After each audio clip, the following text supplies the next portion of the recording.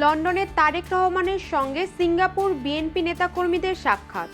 গত ৮ই মে বৃহস্পতিবার বিএনপির ভারপ্রাপ্ত চেয়ারম্যান তারেক রহমানের সঙ্গে সৌজন্য সাক্ষাৎ করেছেন সিঙ্গাপুর বিএনপির নেতাকর্মীরা।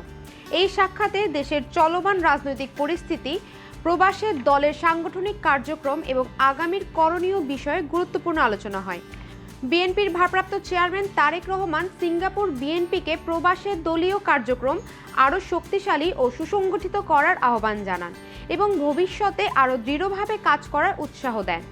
এই সৌজন্য সাক্ষাৎ অনুষ্ঠানে সিঙ্গাপুর বিএনপির সভাপতি শামসুর রহমান ফিলিপের নেতৃত্বে প্রতিনিধি দলে উপস্থিত ছিলেন সিনিয়র সহ সভাপতি আশরাফুর রহমান খান রবিন, সাধারণ সম্পাদক কামরুল ইসলাম, সিনিয়র সহ সাধারণ সম্পাদক আবু সাইম আজাদ এবং সহ সাধারণ সম্পাদক সাইফুল ইসলাম সহ অন্যান্য নেতাকর্মীরা।